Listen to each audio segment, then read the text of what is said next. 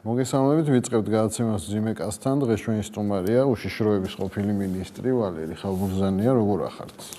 მადლობთ, ქრისტიანს დგა, წვიმალი შვიდეულია და ქრისტიანები ასე მიმართავენ ერთმანეთს. წინა სტუმრის კითხვას დაგისვამთ, თათია შარანგიასი. რა წვლილი შეუძლიაო შეიტანოსო, ანუ თქვენზეა ლაპარაკი, ქვეყნის კეთილდღეობაში? საინტერესო შეკითხვა, მით უმეტეს თათიასაგან, თათიას ვთქვათ, ოჯახს ვიცნობ გარკვეული მომენტების გამო. რა ვიცი, რაღაც წვლილი შეტანილი მაქვს, ახლა თუ ძალიან თავმდაბალი არ ვიქნები და კიდევ ვცდილობ რომ შევიტანო.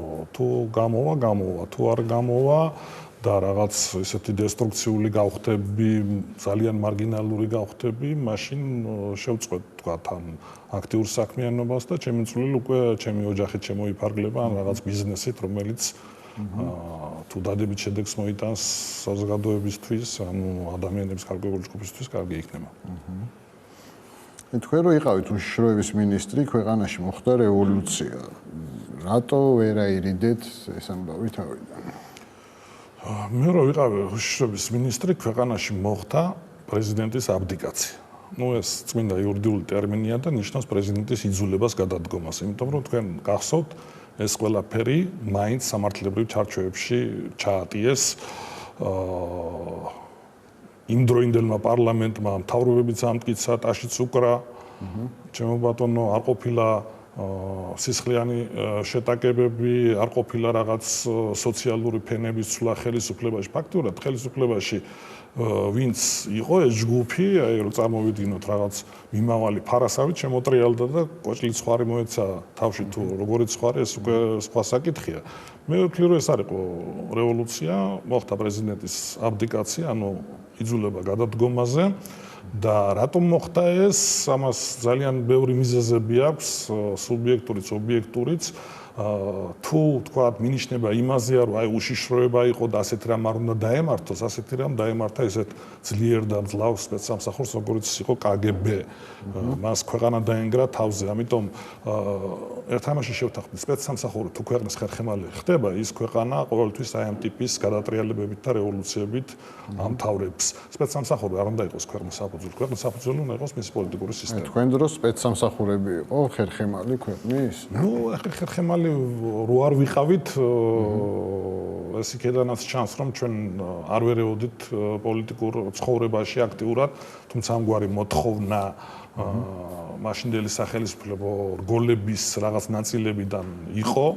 მოდი პირდაპირ ვთქვათ, აქ ორი მიზეზი იყო. იმიტომ არ ვერეოდით, რომ არც საშუალებაც არ გქონდა ეს ერთი და მეორე, იმიტომ არ ვერეოდით, რომ ეს ჩემი პირადი მოსაზრებაც იყო, იმიტომ რომ ამგვარი ჩარევა შედეგს არ იძლეოდა. ჩვენ მოვედით, გახსოვთ, იმ მთავრობის ფონზე იყო რაღაც ისეთი მკაცრი მთავრობა, ხერხემალი შინაგან საქმეთა სამინისტრო, რკინისკაცი, ნუ თქვენ ძიმეკაცი ხართ, რკინისკაცი იყო, იქ უშიშროების სამინისტრო, რომელიც რუსთავიორზე გამავალ მორბენალ სტრიქონში რაღაც ჯაშუშურ, ასე ვთქვათ, გადაცემას და ჯაშუშურ ინფორმაციას ეძებდა, აი ამ ფონზე მოსულები ჩვენ უფრო რბილები და ლოიალური და დემოკრატიულები ვიყავით. საერთოდ ასეა ხელისუფლებას უფრო მკაცრს ვითომ მოჩვენებითად მაინც ცulis უფრო ლოიალური ხელისუფლება და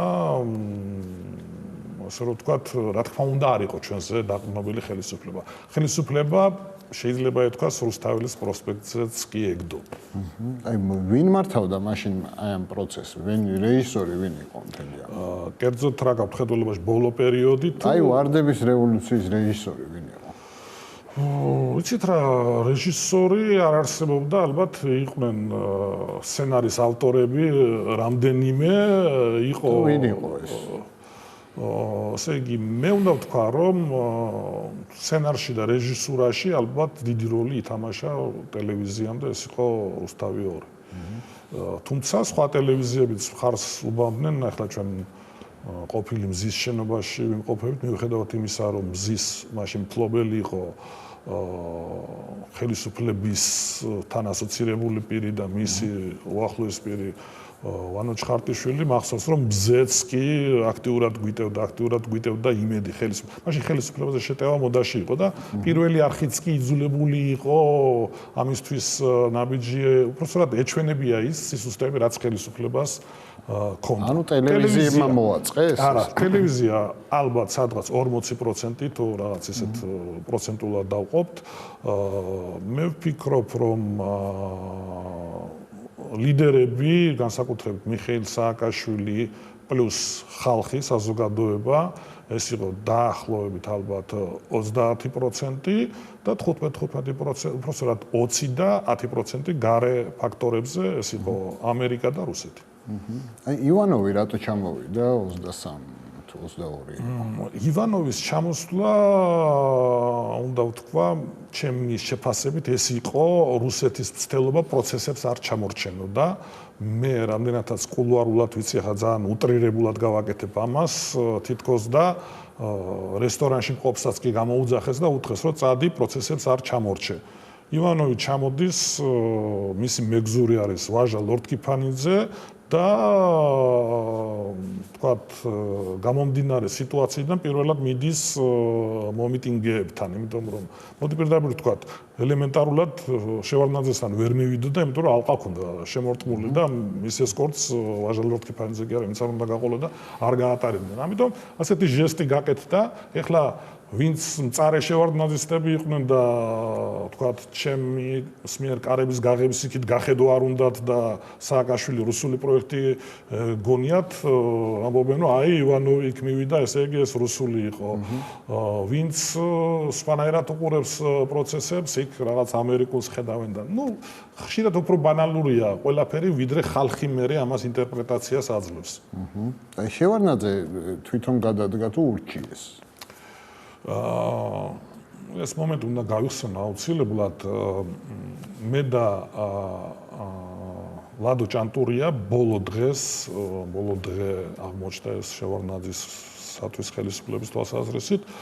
ლადო მოვიდა, როდესაც უკვე პარლამენტის შენობა ფაქტობრივად აიღეს და კანცელარიაზე, თქვა რომ მე არჩევნების შედეგები უნდა გავაუქმო, რამაც შევარდნაძე ძალიან გააბრაზა. სხვათა შორის კარგი იქნება თუ ლადო ამას მანამდე გააჟღერებდა და პროცესები ნამდვილად ისე არ წავიდოდა.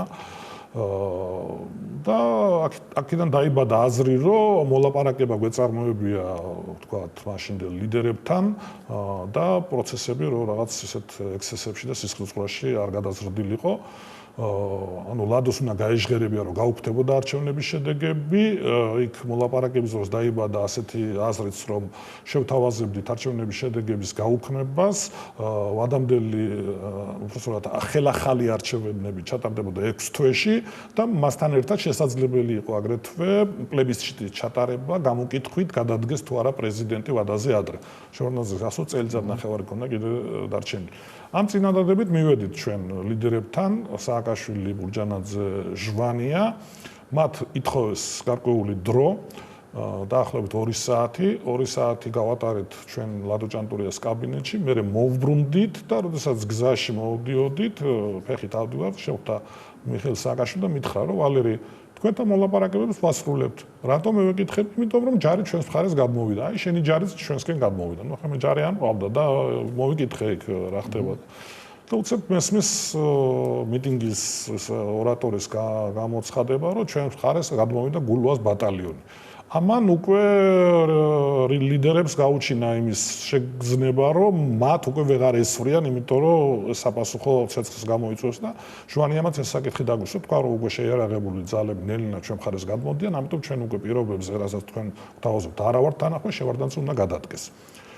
ლადო ჭანტურიამ თავიდან აიცილა პასუხით შევარდნაძესთან მისვლა და მე ეს ძიმე პასუხი წავიღე კრწანისის რეზიდენციაში. შევხვდი შევარდნაძეს და უთხრა რომ ასეთი სიტუაცია, მე ვთხოვე ჟვანიას რომ 2 საათით მაინც გაეჩერებია ხალხი, მაგრამ როგორც კი მე მივედი, სადაც მაშინ შევარდნაძე შესული იყო ელაპარაკებოდა ივანოვს და ვაჟა ლორდ-კიფანიძეს, რომლებიც თურმე მე აჭარაში აპირებდნენ წასვლას. ისინი რომ გამოვიდნენ, მე უთხრა ამის შესახებ. და რა თქვა? მან მითხრა რომ ხალხი აქეთ წამოაო მე ვთქვი ბატონო ედუარდ, მე 2 საათი ავიღე პაუზა, მაგრამ არ ვიცი იქნება თუ არა. ამ დროს ჟვანი ამერიკას და მითხრა რომ ხალხი მაგეთკენ უკვე წამოვიდა, ჩვენ ვერ ვაჩერებთ. მე ვუთხარი შევარდნაძეს და სადღაც 15 წუთში დარეკეს და თქვეს რომ ახლა მოვა ჟვანია და სააკაშვილი და ბურჯანაძე დატოვეს, იმიტომ რომ ჯერ კიდე შიში ჰქონდათ რომ სამივეს დაკავება მოხდებოდა, მაგრამ ხელისუფლებამ თვალსაზრისით სრულიად ქმედი უნარო იყო, ვერავის დაკავებას იქ ჩვენ ვერ მოახერხებდით, მით უმეტეს ამის კანონიერ ფარგლებში ჩატევას, გენერალური პროკურორი უკვე სადღაც ცალკე იყო, ჩვენც ძალები არ ჰქონდა მობილიზებისთვის და მე ზოგადად ვხედავდი უკვე პროცესების, რომ ამას სამართლიანობის და სამართლის სახეც კი ვერ მიეცემოდა ამ ხალხის დაკავებას და როდესაც ისინი მოვიდნენ, შევარდნაძემ დაუძახა ავთო ჯორბენაძეს მარტო შემოვიდა ავთო ჯორბენაძე მე როდესაც ვიყავ იმასთან ერთად ოთახში და უთხრა ავთო შენ წამოხვალ როგორც კი გავიდა შევარდნაძე მე დაუძახე სულხან პაპაშვილს და კობან არჩემაშვილს და უთხრა რომ მე ვფიქრობ რომ შევარდნაძე ახლა გადადგება მეთქი შენო საიდან იცი მოსკოვიდან გითხრეს რომ ახლა ივანოვი მოძრაობს ახლა მათაც ასეთი ახლა ხალხი რომელიც ამ საქმეში ჩახედული იყო მათაც უკვე ასეთი სუჩდება და ახლა დააჯერე შენ სხვა რომ ივანოვი არ ჩამოსულა რაღაც იქ რუსული სქემის გეგმის განსახორციელებლად უბრალოდ შეიძლება ჩამოვიდა მაგრამ ვერაფერს ვერ იზამდა უბრალოდ სიტუაციას მისდევდა კუჩი რა იციო მე ვთხარი რა თქმა უნდა მოსკოვი მე ვგრძნობ ამას რომ ეს კაცი გადადგება და ჩვენ ასე დაგვტოვებს მართლაც ასე მოხდა მე ვფიქრობ რომ ელემენტარული პოლიტიკური ვალდებულებები ითხოვდა რომ მას ჩვენთან თათბირი ჩაეტარებია ეთქვა რომ მე უნდა გადავდგე და მე შესულიყო და ესე თქვა იმ ლიდერებისთვის აქედან უთხრა იმ ლიდერებს სააკაშვილი რო არ შესულიყო პარლამენტში გადადგებოდა მაინც არა სააკაშვილი რო პარლამენტში არ შესულიყო და პარლამენტის სხდომა ჩატარებულიყო მაშინ პროცესები ალბათ ოდესღაც მაინც აქამდე მივიდოდა მაგრამ რაღაც ეტაპი გაიწელებოდა მე ვფიქრობ და შეიძლება ცოტა უფრო მძიმე შედეგები მიგვეღო იმიტომ რომ ეს ძალები აღარ გაჩერდებოდნენ როგორც იტყვიან და ამბობდნენ მაშინ პოლიტიკური სლენგი დაიქოქა პროცესები დაქოქილი იყო და მისი შეჩერება ფინანსურათაც კი გაკოტრებული და მით უმეტეს პოლიტიკურად გაკოტრებულ ხელისუფლებას არ შეეძლო. თქვენ ღიად აცხადებთ, რომ პრორუსული ძალა ხართ და საქართველოს უნდა იაროს ამ მიმართულებით. რატო ფიქრობთ ესე? მოდი ასე ვთქვათ, რა მე ერთხელ და სამუდამოდ მინდა რომ ცოტა ხალხი გავარკვიო. პრორუსული ვთქვათ ეს სეგმენტი, იმიტომ დავიჭირო რომ მაინც ასე იტყოდნენ. დღეს თუ პროდასავლური არ ახარ, დანარჩენს ყველაფერს ეძახიან პრორუსულს. ანუ საქართველოში პოლიტიკური სისტემის მოწყობა ორ წევროვან ხასიათს ატარებს. ახლა მე სახელმწიფო სამართლის სპეციალისტი ვარ და ზუსტად პოლიტიკურ სისტემებზე ვმუშაობ, დისერტაციას დაახლოებით მაგ თემაზე მაქვს დაცული. მაგალითად ამერიკის შეერთებულმა შტატებმა თავისი მართვისათვის, უკეთესი მართვისათვის შექმნა ესეთი პოლიტიკური სისტემა, როგორც მას გააჩნია, ორი საარჩევნო პარტია, რესპუბლიკელები, დემოკრატები და ძალიან ძნელია მათ შორის განსხვავება ზოგჯერ იპოვო, იმიტომ რომ საარჩევნო პარტიებია. მე ვფიქრობ, რომ საქართველოში არ არსებობენ მაგალითად მემარცხენე პარტიები, იმის გამო რომ ეკონომიკა არა აქვს ქვეყანას, პატარა ქვეყანა, ნუ ყველა პარტია რომელიც არჩევნების საარჩევნო კამპანიას იწყებს, ყველა მემარცხენეა. ყველა პირდება რაღაცებს, ვინმეც ვინ ნაკლებს. როგორც კი ხელისუფლებაში მოვლენ, ხდებიან მკვეთრად მემარჯვენეები, შუა პერიოდში არიან ცენტრისტები, როგორც კი არჩევნები მოვა, ისევ სახელმწიფო პარტია ხდება მემარცხენე და უფრო მეტად მემარცხენეები ოპოზიცია, რომელსაც ხელისუფლებაში მოსვლა. ამიტომ ასეთი კლასიკური დაყოფა საქართველოს არ ესადაგება. ერთადერთი ვექტორი, რომელიც რაღაცათგანაირად ამად განასხვავებს, ნუ შეიძლება ვიფიქროთ, რომ ეს არის ტრადიციონალიზმი, ლიბერალიზმი, ესეც არის, მაგრამ მაინც ყველაფერი იკვეთება პროდასავლურობაში და პრორუსულობაში. ამიტომ პრორუსულობა ეს არ ნიშნავს, რომ მე რაღაც რუსეთის ინტერესების გამტარებელი ვარ. მე საქართველოს ინტერესების მოძებნა, რომელიც რუსეთის ინტერესებს ემთხვევა. და რუსეთის ინტერესებს ეგეთი რაღაც. რა თქმა უნდა არსებობს. და რა არის ეს? მე ვფიქრობ, ეს არის პირველ რიგში კავკასიური უსაფრთხოება, ეს რუსეთის ინტერესებშიც არის და საქართველოს ინტერესებშიც არის. ეს არის რელიგიური მომენტი ალბათ გარკვეულწილად და ეს არის ეკონომიკური საკითხები. აი ეს სამი ვექტორი ერთმანეთთან აი ამ რეგიონში კარგად იკვეთება და საქართველოს სხვა მიმართულებით ჩვენ ვცადეთ 25 წელია ვცდილობთ მე ხა ისე არ უნდა აღმიქვანო კი ხანდახან რაღაც პოსტებს წერიქ Facebook-ზე ვაქტიურობ მაგრამ ეს არის რაღაც ესეთი კამათის მომენტია და ვიღაცას რაღაც პროდასავლურზე იქ დავცინებ ხოლმე ისე როგორც ისინი დამცინიან ამ პრორუსულზე როსაც აქილიკებენ მე შეიძლება დასავლეთი გავაქილიკო მაგრამ მე მაგალითად ასე ვიტყოდი მე ვარ მომხრე დასავლური ღირებულებების ქვეყნის შიგნით მაგრამ საგარეო ვექტორი ჩრდილოეთით ეს არ გამორიცხავს აბსოლუტურად ერთმანეთს ჩვენ თავისუფლად შეგვიძლია ევრაზიულ სივრცეში ვიყოთ მოწინავე დემოკრატიული სახელმწიფო მაგრამ ელემენტარული ეკონომიკა, ელემენტარული გლობუსი, ელემენტარული რუკა გვიჩვენებს, რომ ჩვენ სხვა გლობალური ეკონომიკური სისტემის ნაწილი ვერ ხვდებით და ჩვენ თუ ვერ გავხდეთ გლობალური ეკონომიკური სისტემის ნაწილი, ამ ეპოქაში ჩვენ აქ ეკონომიკას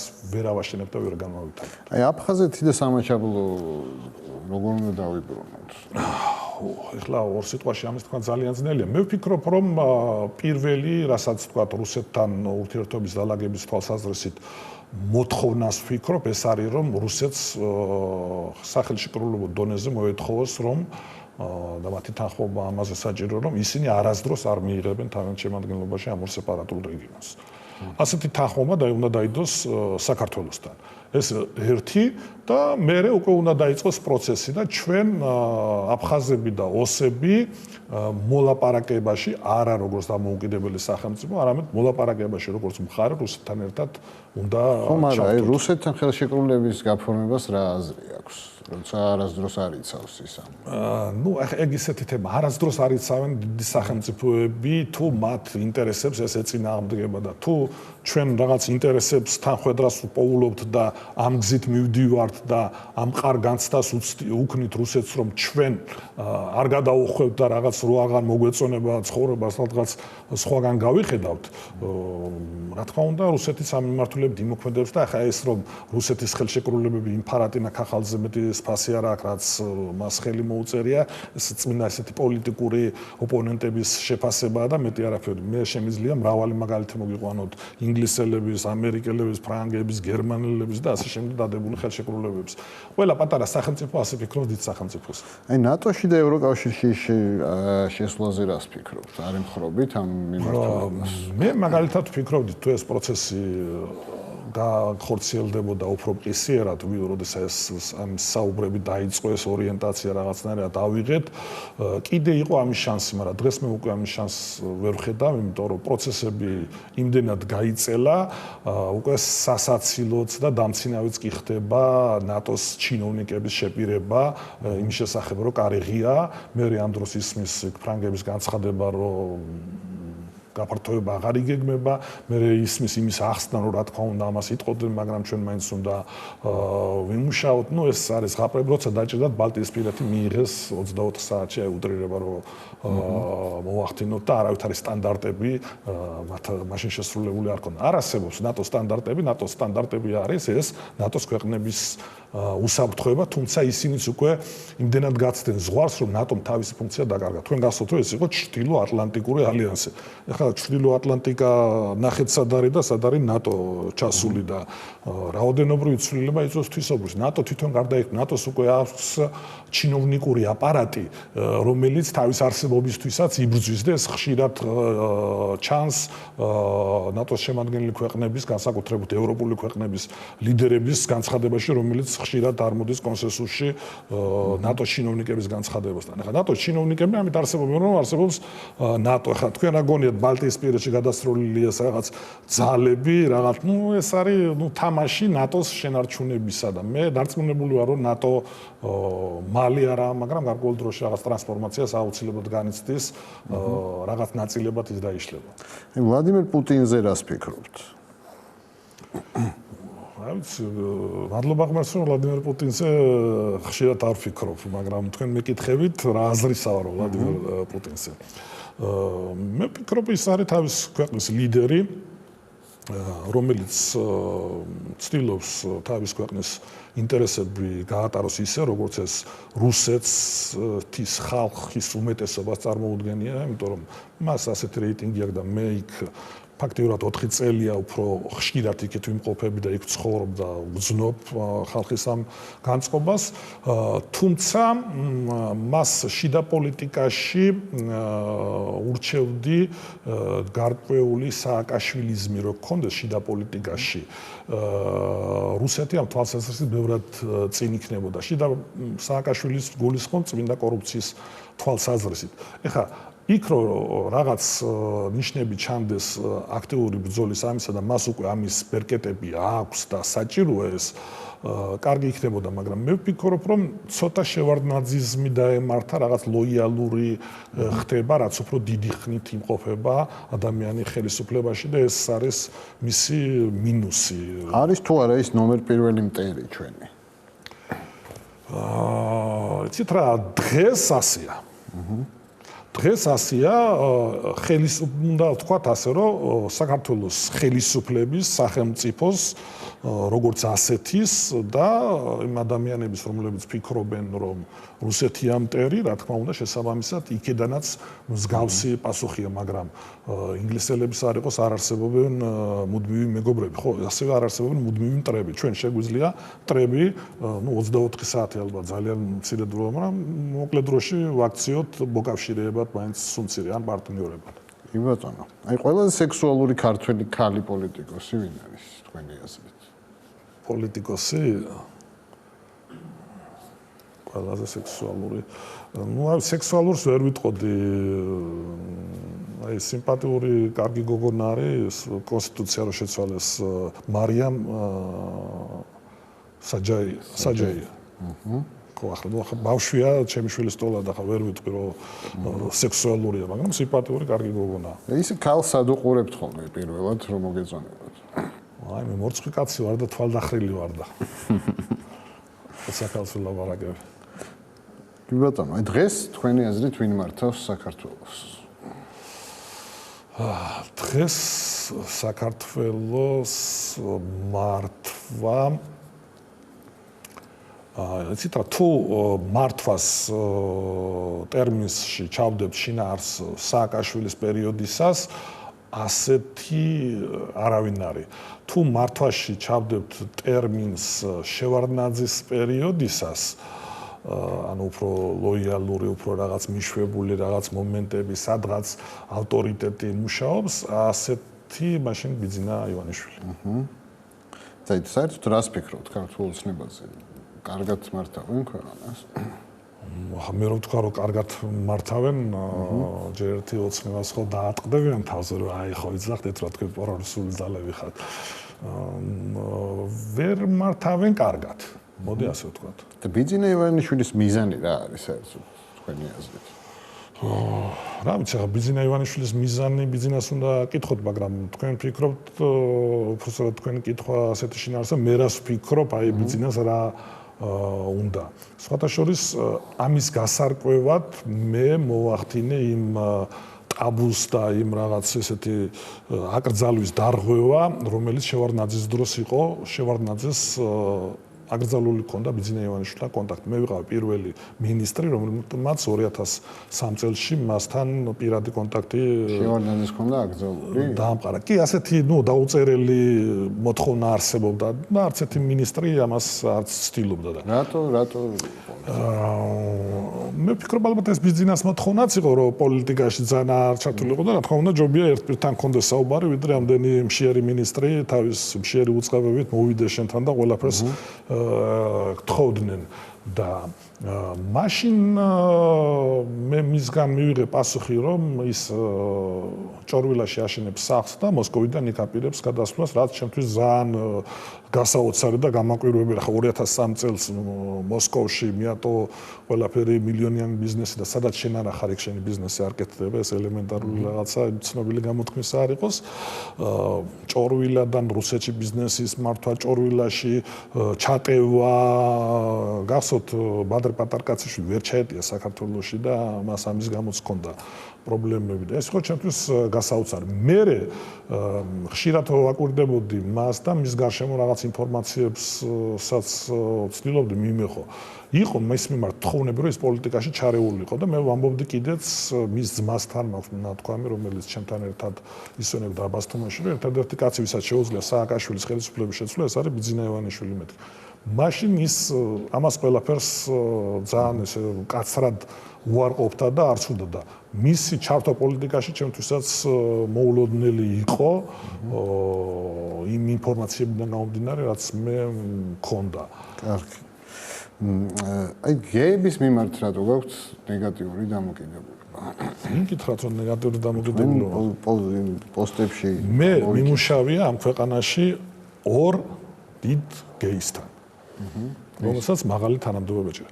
ეს იმდენად პირადული საკითხია, იმ ხალხს არასდროს არ უთქვამს, რომ ისინი გეები არიან, ამიტომ მე ამ განცხადებას არ გავაკეთებ და ვერ გავაკეთებ. მაღალ თანამდებობებზე იყვნენ? ძალიან მაღალ თანამდებობებზე იყვნენ. მე მათ მიმართ მქონდა აბსოლუტურად ლოიალური, კოლეგიალური დამოკიდებულება, მიმუშავია მათთან და მათგან მსგავს. მე ვარ წინააღმდეგი აგიტაციისა, რომელიც სამწუხაროდ იქმნება სწორედ რომ ამ ანტი-LGBT ფონზე.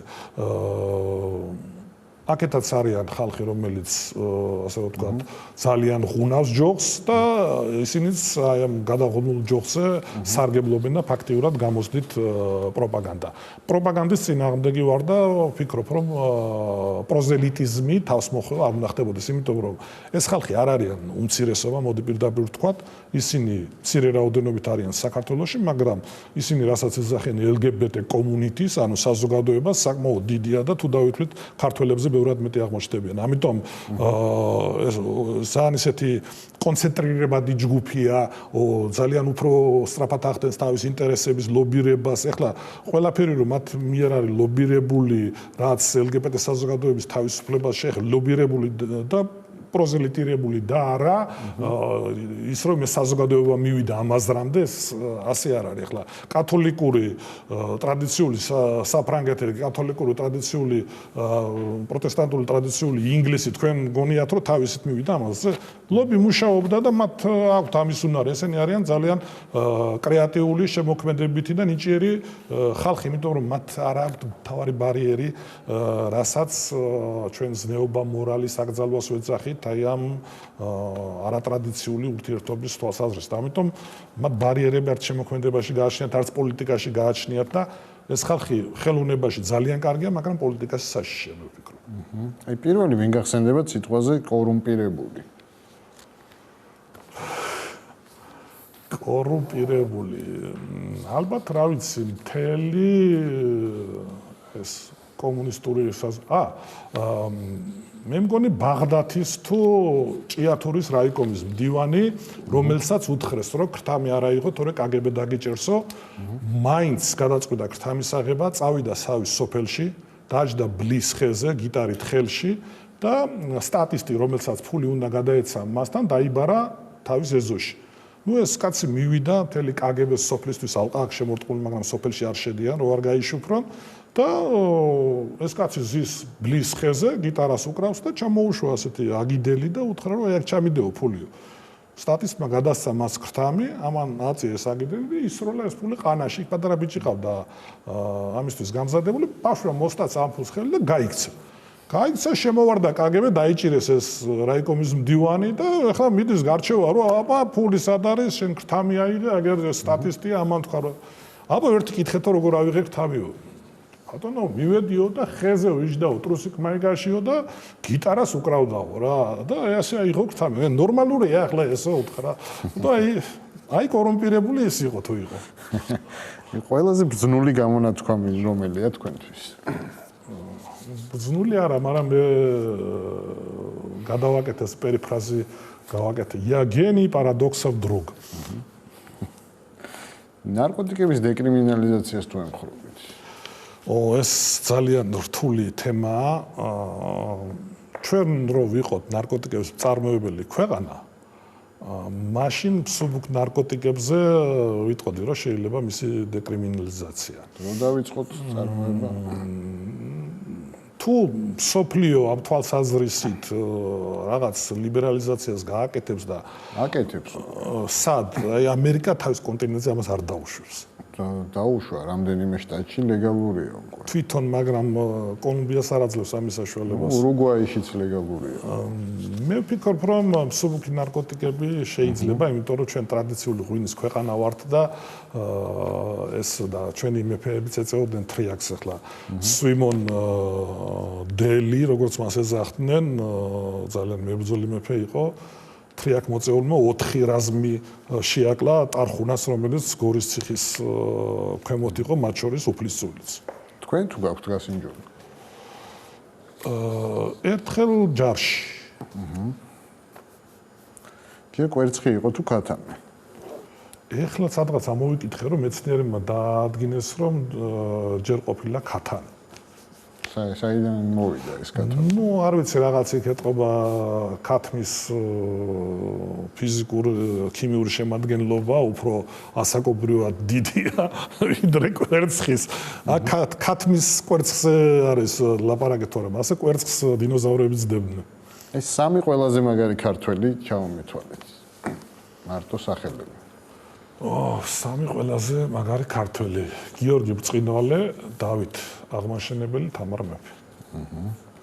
აი ამათგან თქვენი აზრით ვინ რომელ ქვეყანას მოუხდებოდა მმართველად? ვინ რომელ ქვეყანას მოუხდებოდა მმართველად? ნუ ზვიად გამსახურდია ალბათ გერმანიას. შევარდნაძე ალბათ საფრანგეთს. სააკაშვილი გამიმეტებია აფრიკის რომელიმე დიდი ქვეყანისათვის, ნიგერია. მარგველაშვილი ქართლ-კახეთის სამეფოს გაკაჩავდა. ივანიშვილი? ნუ ივანიშვილი ხარ შედის ამ 4 კაცში. ნუ იყოს მაგაზეც ვთქვათ. დაუშვათ ბიძინა რას გაკაჩავდა? ბიძინა რუსეთი პოსტსაბჭო ბელორუსია უკრაინა, იმიტომ რომ კაცმა იქ შეძლო მენეჯმენტის უნარის გამოვლენა და ფული რომელიც იშოვა, თუმცა ადვილად არ იშოვებოდა, შეინარჩუნეს ძალიან ბევრ ქართულს ეს თვისება არ ახასიათებს და ვერ შეძლეს. კარგი, შემდეგ სტუმარს დაუტოვეთ რამე შეკითხვა. ვინ არის არ ვიცი? არ ვიცი. ვინ არის არ ვიცით და ასე უნდა დაუტოვოთ შეკითხვა.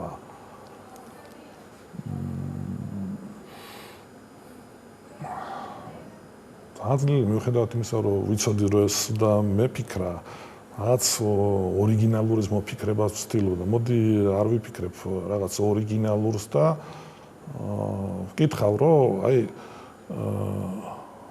რა არის მისთვის სამშობლო. ძალიან დიდი მადლობა, მოხვედით. კარგად მზადდებოდეთ. დიდი მადლობა.